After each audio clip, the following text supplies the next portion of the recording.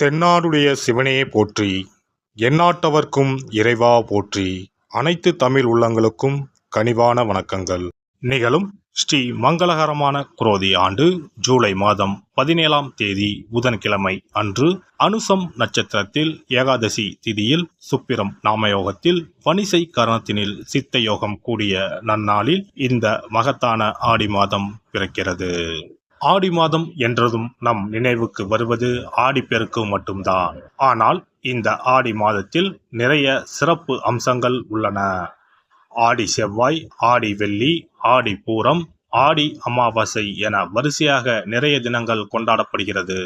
நிறைய சுப தினங்கள் வந்தால் கூட இந்த ஆடி மாதத்தில் யாரும் சுப நிகழ்ச்சிகளை நடத்துவதில்லை. திருமணம் மற்றும் வளைகாப்பு போன்ற சுப நிகழ்ச்சிகளை இந்த மாதத்தில் வைப்பதில்லை. புதுமண தம்பதிகளையும் இந்த மாதத்தில் பிரித்து வைப்பது உண்டு. இந்த ஆடிப்பெருக்கு திருவிழாவின் போது புதுமண தம்பதிகள் புதிய மஞ்சள் கயிறுகளை மாற்றிக்கொள்வார்கள். இந்து ஜோதிடத்தின்படி ஆடி மாதம் ஒரு அசுபமான மாதமாக பார்க்கப்படுகிறது. எனவே இந்த மாதத்தில் திருமணம், சுப நிகழ்ச்சிகள், புதுமனை புகுவிழா என எந்த சுபகாரியங்களும் நடக்காது. இந்த ஆடி மாதத்தை ஒரு சூனிய மாதம் என்றும் கூறுவார்கள். ஆடி மாதத்தை ஒரு சூனிய மாதமாக பார்த்தாலும் இந்த மாதத்தில் ஏராளமான பூஜை மற்றும் விரதம் மேற்கொள்ளப்படுகிறது. இந்த மாதத்தில்தான் சக்தி தேவிகளையும் பைரவர், வாராகி, நரசிம்மர், மகிஷாசுர மர்த்தினி, துர்க்கை அம்மன் போன்றோர்களை பக்தர்கள் மறக்காமல் வழிபடுகின்றனர். எனவே ஆடி மாதத்தில் நிறைய சிறப்பம்சங்களும் இருக்கத்தான் செய்கின்றன. ஆடி மாத கிரகநிலை என எடுத்துக்கொண்டால் ரிஷபத்தில் குருவும் செவ்வாயும், கடகத்தில் புதன், சுக்கிரன், சூரியனும், கன்னியில் கேது பகவானும், கும்பத்தில் சனியும், மீனத்தில் ராகு பகவானும் உள்ளனர். இம்மாத கிரக பெயர்ச்சி என பார்த்தால் ஆடி மாதம் 3ஆம் தேதி புதன் பகவானும் 15ஆம் தேதி சுக்கிர பகவானும் இடப்பெயர்ச்சி ஆகின்றனர். அதைத் தொடர்ந்து 20ஆம் தேதி புதன் பகவான் வக்கிரம் அடைகிறார். ஆக புதனும் சனியும் இம்மாதம் வக்கரத்தில் சஞ்சாரம் செய்கின்றனர். இந்த கிரக அமைப்பினால் உங்கள் வாழ்வில் உண்டாகும் சுப மற்றும் அசுப பலன்கள் என்ன என்பதனை பற்றி காண்போம். மற்றவர்களுக்கு பிடித்தாலும் பிடிக்காவிட்டாலும் தான் சொல்வதுதான் சரி என்று உறுதியாக கூறும் மீனராசி அன்பர்களே, இந்த மாதம் மனோதிடம் அதிகரிக்கும். பயன் தரும் காரியங்களில் ஈடுபடுவீர்கள். செல்வம் சேரும். வாகனம் வாங்க எடுத்த முயற்சிகள் கைகூடும். பயணங்கள் மூலம் ஆதாயம் கிடைக்கும். தொழில் வியாபாரத்தில் இருந்த சிக்கல்கள் நீங்கி முன்னேற்றம் உண்டாகும். எதிர்பார்த்த பண உதவி கிடைக்கும். லாபம் அதிகரிக்கும். பழைய பாக்கிகள் வசூலாகும். வியாபாரத்தில் இருந்த இடையூறுகள் நீங்கும். வியாபார வளர்ச்சி பற்றிய சிந்தனை எழும்.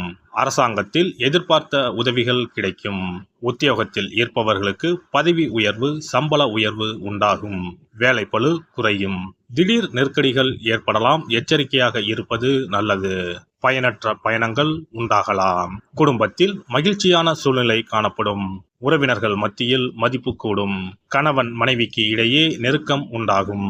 பிள்ளைகளின் செயல்கள் சந்தோஷத்தை தரும். வீட்டிற்கு தேவையான பொருட்களை வாங்கி மகிழ்வீர்கள். எண்ணியபடி செயல்களை செய்து காரிய வெற்றி காண்பீர்கள். நண்பர்கள் மூலம் உதவிகள் கிடைக்கும். ஆன்மீக பணிகளில் ஈடுபாடு அதிகரிக்கும். விரும்பிய பொருட்களை வாங்கி மகிழ்வீர்கள். திருமண முயற்சிகளில் சாதகமான பலன் கிடைக்கும். பெண்களை பொறுத்தவரை மனதில் துணிச்சல் அதிகரிக்கும். திட்டமிட்டபடி செயலாற்றி காரிய அனுகூலம் பெறுவீர்கள். கலைத்துறையினருக்கு தொழில் தொடர்பான நெருக்கடிகளை சந்திக்க வேண்டி வரும். புது ஒப்பந்தங்கள் தொடர்பான காரியங்கள் சாதகமாக முடியும்.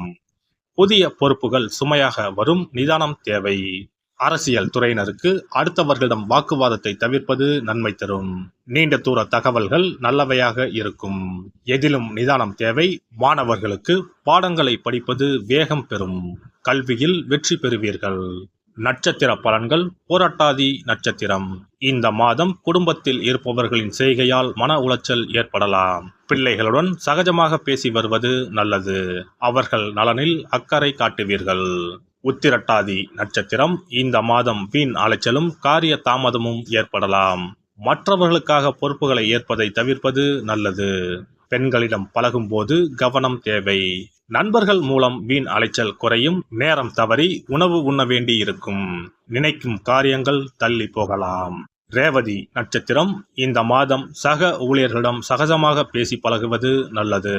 பணவரத்து அதிகமாகும், எதிர்ப்புகள் நீங்கி எதிலும் உற்சாகம் உண்டாகும். மன மகிழ்ச்சிக்காக பணம் செலவு செய்ய தயங்க மாட்டீர்கள். நண்பர்கள் சேர்க்கையும் அவர்களால் உதவியும் கிடைக்கும். விநாயகப் பெருமானை தேங்காய் உடைத்து தீபம் ஏற்றி வணங்க எல்லா கஷ்டங்களும் நீங்கும், மன நிம்மதி உண்டாகும். சிறப்பு தொகுப்பு. ஆடி மாத சிறப்புகள் மற்றும் வழிபாடு தொடர்பான சில குறிப்புகளை பற்றி காண்போம்.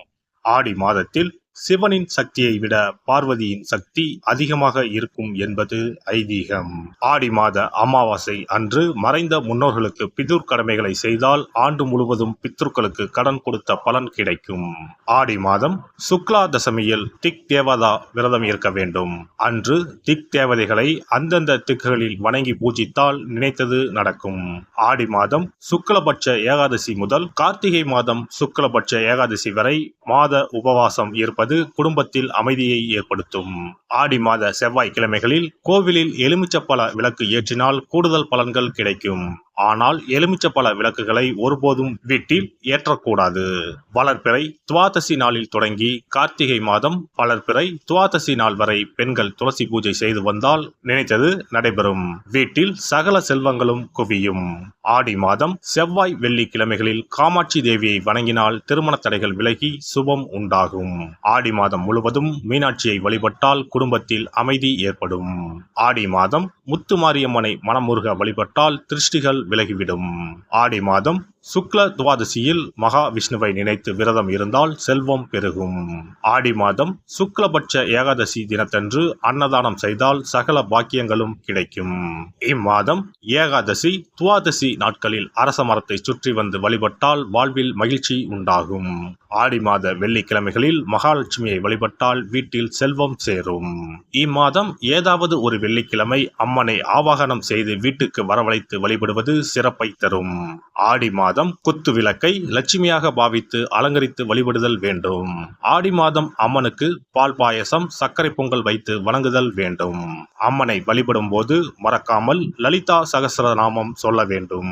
இம்மாதம் வீட்டில் சிறப்பு பூஜைகள் செய்யும் போது சிறு பெண் குழந்தைகளை அம்மனாக பாவித்து உணவு கொடுத்து ரவிக்கை, சீப்பு, குங்குமச்சிமிழ், கண்ணாடி, வளையல், தாம்பூலம் கொடுக்க வேண்டும்.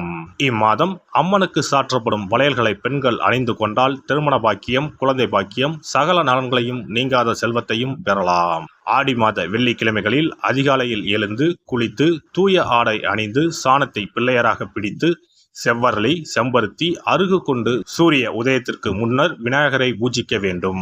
வாழை இலை மீது நெல்லை பரப்பி அதன் மீது கொழுக்கட்டை வைத்து விநாயகரை வழிபட செல்வம் கொளிக்கும். ஆடி பௌர்ணமி அன்று சிவபெருமானுக்கு திரட்டுப்பால் அபிஷேகம் செய்து கருப்பு பட்டாடை, 100 முத்துக்கள் கோர்த்த மணிமாலை, கரு ஊமத்தம் பூ மாலை அணிவித்து மூங்கில் அரிசி பாயாசம் படைத்து வழிபட்டால் எப்பேற்பட்ட பகையும் விலகும். பொதுவாகவே வெள்ளிக்கிழமைகள் அம்பாளுக்குரிய சிறந்த நாட்களாகும். இதனோடு அயனத்துக்குரிய சிறப்பும் சேர்வதால் ஆடி மாதத்தில் வரும் வெள்ளிக்கிழமைகள் அம்பாளுக்கு தனிச்சிறப்பு கொண்டவையாக கருதப்படுகின்றன. எல்லாம் வல்ல இறையருளால் நீங்களும் உங்கள் அன்பு குடும்பமும் உடல் நலம், நீலாயுள், நிறை செல்வம், உயர் புகழ், மெய்ஞானம் ஓங்கி வாழ்க வளமுடன். இந்த வீடியோ பதிவு உங்களுக்கு பிடித்திருந்தால் லைக் பண்ணுங்க, கமெண்ட் பண்ணுங்க, ஷேர் பண்ணுங்க, மறக்காம சப்ஸ்கிரைப் பண்ணுங்க, பக்கத்துல இருக்கிற பெல் பட்டனை கிளிக் பண்ணுங்க. நன்றி, வணக்கம். ஓம் நமச்சிவாய. சிவாய நம.